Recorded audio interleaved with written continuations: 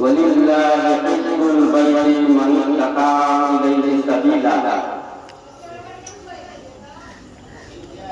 ان لوگوں پر حج فرض ہے جسے اللہ تبارک و تعالیٰ نے اپنے گھر کی زیارت کی استطاعت و قوت بنایا ہے، یعنی اتنا مال ہو گیا کہ آپ اپنے گھر کی دیکھ بھال کرنے کے لیے اور جو ایام حج میں خرچ ہوتے ہیں ان سب کو اکٹھا کر لیے ہیں تو آپ کے اوپر حج پر اللہ تبارک و تعالیٰ نے جس طریقے سے نماز کو ہمارے اوپر فرض قرار دیا ہے،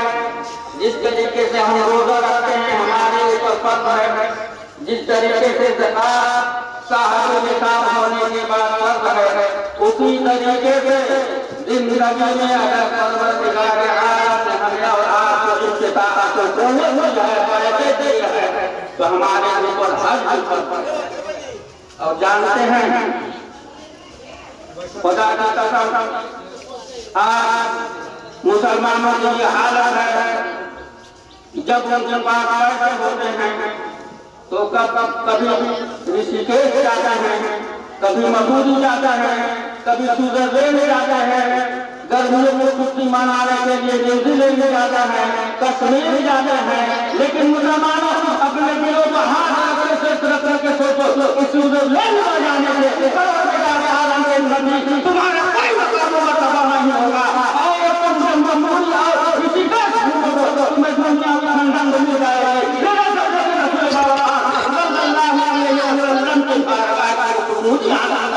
جو مرمانہ میں شعور ملتا ہے، جو مرمانہ میں شعور ملتا ہے وہ شعور حاصل نہیں ہوگا۔ اس لیے میں آپ لوگوں سے گزارش کرتا ہوں، آپ لوگوں سے التجا کرتا ہوں کہ جب تمہیں اللہ تبارک و تعالیٰ توفیق دے اگر نہیں جا سکتے ہو تو کم از کم حضرت خواجہ کی بارگاہ میں چلے جایا کرو، تمہارے لیے برکت کا ذریعہ بنے گا۔ اور کبھی کبھی تم مخدوم سبرانی کی بارگاہ میں چلے جایا کرو، اور کبھی کبھی تم سے نہیں ہو سکتا ہے تو کم حضرت امام محمد اعلیٰ حضرت کی بارگاہ میں چلے جایا کرو۔ اگر اتنا بھی نہیں ہوتا ہے تو کم از کم تم تمہارا سکون ملے گا، کہاں تمہیں نہیں ہوگا۔ اللہ تبارک و تعالیٰ اگر ایسی جگہوں پر جایا کرو گے یقینی طور پر ایک دن تمہیں رسول اللہ صلی اللہ علیہ وسلم اپنی بارگاہ میں ضرور بلائے گا۔ مسلمانوں آج ہمارا یہ طریقہ بن گیا ہے، ہم گھومتے ہیں دو جگہوں پر گھومتے ہیں، لیکن جانتے ہیں کہ آج اللہ تبارک و تعالیٰ نے حاجی محمد سلیم صاحب کو جس دربار سے بلایا ہے، جس دربار سے جا کے واپسی ہوئی ہے، اس دربار کے بارے میں آپ جانتے ہیں تو کیسا ہوگا، وہ جنت میں پیارے ہوں گے، کیسا لطف آیا ہوگا، کیسے حسین منظر رہے ہوں گے، کتنی خوبصورت واقعہ رہی ہوگی۔ مدینہ میں جن جنت میں سرکار گزرا کرتے تھے آج آپ گزرا ہوئے، جس جگہ پر میرے سرکار نے حجر اسود کو بوسہ دیا تھا وہیں پر حاجی محمد سلیم صاحب کو لگایا ہوگا، جس جگہ پر میرے سرکار نمازیں ادا کیا کرتے تھے اسی جگہ پر حاجی محمد سلیم صاحب نے اپنے پیروں کو رکھا ہوگا، اپنی پیشانیوں کو رکھا ہوگا۔ یہ عظمت یہ فضیلت اللہ تبارک و تعالیٰ نے تمام حجاج کرام کو دیا ہے۔ جو حجاج کرام اپنی زیارت نصیب کر کے آتے ہیں، جب حج ہو جاتا ہے اور مکمل ہو جاتا ہے تو میں آپ کو بتاؤں حاجی کا مقام کیا ہو جاتا ہے، حاجی کا مرتبہ کیا ہو جاتا ہے، حجاج کرام کا شان کیا ہو جاتا ہے۔ خدا کی قسم حدیثوں میں آتا ہے کہ جو حجاج کرام جو حاجی حج کر کے آتا ہے اور زندگی میں وہاں پر کوئی اس سے گناہ صادر نہیں ہوتا ہے، وہ ایسا ہو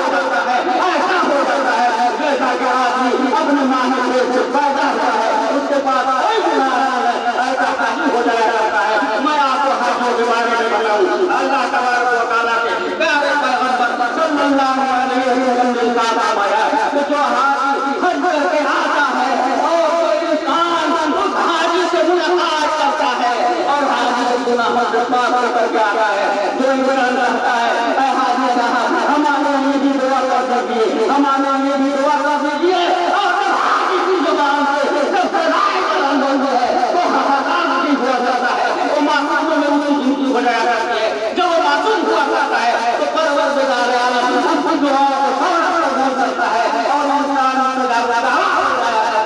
हर दुआएं कबूल हो जाया करती हैं। इसलिए आप अगर हाजी साहब से मिलने आए हैं तो मैं आपको गुजारिश करूंगा कि हाजी के चेहरे को देखना भी सवाब है, हाजी से मुलाकात करना भी सवाब है, हाजी से मुसाफा करना भी सवाब है, हाजी से मुलाकात करना भी सवाब है। और हाजी से आज दुआएं करने का हमें मौका मिला है कि हाजी साहब से कह करके अपने लिए दुआएं करें। आज हाजी साहब अपनी जुबान से जिस चीज के लिए दुआएं करेंगे इंशाअल्लाह दुआएं कबूल होगी। इसलिए आज जब वहां से आए हैं, मेरे मुस्तफा का जमीन से आए हैं, ऐसी सरजमीन से आए हैं, ऐसी सरजमीन से आए हैं वहां की हुस्न की इस्तिफा बनाना चाहते हैं, वहां का इस्तिफा है, ऐसी वादी से आए हैं, ऐसे मकान से आए हैं। अल्लाह तबारक व तआला ने कुरान मुक़द्दस में इरशाद फरमा दिया, ला उक़सिमु बिहाज़ल बलद व अंत हिल्लुम बिहाज़ल बलद। यानी अल्लाह तबारक व तआला ने फरमाया मक्का मुकर्रमा को मैंने फजीलत दी है, मक्का मुकर्रमा को मैंने अज़मत दी है, मक्का मुकर्रमा को मैंने तमाम जहां से अफजल व आला बना दिया है। तो इस बुनियाद पर नहीं, वहां पहाड़ियां हैं जिन्हें हामिदा नहीं किया था। इस बुनियाद पर नहीं, वहां मुस्तफा का मकाम है। इस बुनियाद पर नहीं, वहां अरफात का मैदान है। इस बुनियाद पर नहीं, वहां पर मस्जिद कुबा है। बल्कि अल्लाह तबारक व तआला ने फरमाया, फरमा दिया कि मक्का मुकर्रमा खाना काबा की वजह से मुअज़्ज़म नहीं है, बल्कि वो अंत हिल्लुम बिहाज़ल बलद। या रसूल अल्लाह, इस वजह से मक्का को मैंने फजीलत इनायत फरमा दी है ताकि आज उस जमीन पर वक़्फ़ है, उस जगह पर हाजिर आए हैं, वहां पर आपकी पैदाइश हुई है। तो जो कुछ भी वो मुअज़्ज़म व मुकर्रम अगर बनाया गया है काबा काबा, मक्का अगर मुकर्रम बनाया गया है तो सिर्फ और सिर्फ इस बुनियाद पर मेरे रसूलुल्लाह सल्लल्लाहु अलैहि वसल्लम की पैदाइश है। जहां मक्का मुकर्रमा आने वाला है वही मदीना मुनव्वरा भी अफजल वाला है। मदीना की शान बहुत बड़ी है, मदीना की अज़मत बहुत बड़ी है। इसलिए उद्दारा मक्का जब जाते हैं तो मदीना की सैर करते हैं, मदीना की गौरव हुआ करते हैं, मदीना के गौरव लेते हैं। और ऐसा वो मकाम होगा जिस मकाम पर हाजी साहब ने जाकर के ज़ियारत की है, जहां मेरे रसूल सल्लल्लाहु अलैहि वसल्लम के जिन पहाड़ों में मेरे रसूल ने टक्कर लगाया था, जिन पहाड़ों में मेरे रसूलुल्लाह ने अपनी नजरों को देखा था, उन नजरों पर उन पहाड़ियों पर उद्दारा नजर करते हैं। और इंसान जहां पर रसूल सल्लल्लाहु अलैहि वसल्लम की सुन्नतें अदा होती हैं, उन जगहों को जब देखता है तो उसकी आंखों से आंसू आते हैं। और रसूलुल्लाह सल्लल्लाहु अलैहि वसल्लम की वो 1400 साल जिंदगी पहले वाली जिंदगी याद आता है, हमारे मालिक का वाक़या याद आता है। मैंने बारहा बताया था मक्का अफजल है, मदीना अफजल है, लेकिन मक्का की शान अलग है, मदीने की शान अलग है। हज़रत इमाम मालिक रज़ियल्लाहु ताला मदीने में रहा करते थे। जिस तरीके से रसूलुल्लाह ने अपनी जिंदगी में किसी दिन और एक रफ़ा हज किया था, हज़रत इमाम मालिक रज़ियल्लाहु ताला अन्हु मक्का मुकर्रमा सिर्फ और सिर्फ एक मरतबा हज बैतुल्लाह की ज़ियारत के लिए जाते हैं, सिर्फ एक मरतबा हज के लिए जाते हैं। मदीना रह करके मक्का मुकर्रमा बार-बार हज करने के लिए नहीं जाते हैं। लोगों ने कहा, ऐ इमाम मालिक, आप इतने बड़े फकीह हैं, इतने बड़े जानकार हैं, आप बार-बार मौका मिलने के बावजूद आप ज़ियारत हर बार क्यों नहीं करते हैं? हज़रत इमाम मालिक ने फरमाया था, मैं नहीं जानता कि मेरी माँ और कहाँ होगी, इसलिए मैं चाहता हूँ कि मेरी माँ तो मक्का में ना हो जहाँ रसूलुल्लाह आज मदीना मुनव्वरा में मेरी मौत हो। हज़रत इमाम मालिक रज़ियल्लाहु ताला अन्हु इतने आशिक़ रसूल, इतने आशिक़ रसूल से, इस कदर आशिक़ रसूल से मैंने पहले भी बताया था इमाम मालिक ऐसे आशिक़ है, ऐसे आशिक़ रसूल हैं तो जो मदीने की जब पुरानी गलियों से गुजरते थे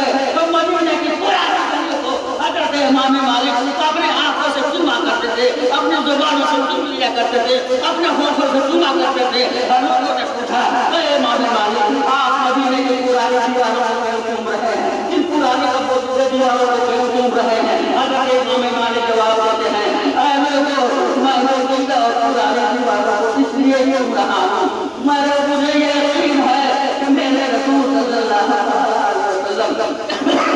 سے گزرے ہوں گے ان کو میرے رسول اللہ کا ہاتھ لگایا ادھر گزرے ہوں گے ان دیواروں کو رسول اللہ نے دیکھا ہوگا یہی نسبت میرے لیے کافی ہے جس کی بنیاد پر میں ان دیواروں کو چوم رہا ہوں اعتراض کرنے والے نے اعتراض کیا اے امام مالک تم بتاؤ آپ ہی لوگ تو ہٹے ہو تو مصطفیٰ جان رحمت صلی اللہ علیہ وسلم اپنی نگاہیں نیچی کر کے چلا کرتے تھے تو مصطفیٰ دیواروں کی طرف دیکھا نہیں ہے کس طریقے سے دیواروں کو چوم رہے ہیں حضرت امام مالک اس کو محبت میں جواب دیتے ہیں اے معترضین اے اعتراض کرنے والوں کیا تمہیں معلوم ہے میں جانتا ہوں کہ میرے مصطفیٰ نگاہیں نیچی کر کے چلا کرتے تھے اگر مصطفیٰ نگاہیں نیچی کر کے چلا کرتے تھے کہ دیواروں کی طرف سے مصطفیٰ نے نظر نہیں دوڑائی ہوگی لیکن میرے لیے یہی مثبت بات ہے کہ جب مصطفیٰ اس طریقے سے گزرے ہوں گے اگر مصطفیٰ کی نگاہ وہ سیدھا دیواروں کو نہیں پڑے ہوگی تو وہ سیدھا دیواروں کو مصطفیٰ پر یہی مثبت میرے کا مسلمانوں مکہ و تطہیر ہے مدینہ و تطہیر ہے جہاں پر حجاج کرام جاتے ہیں اور اپنے فرائض کی ادائیگی کرتے ہیں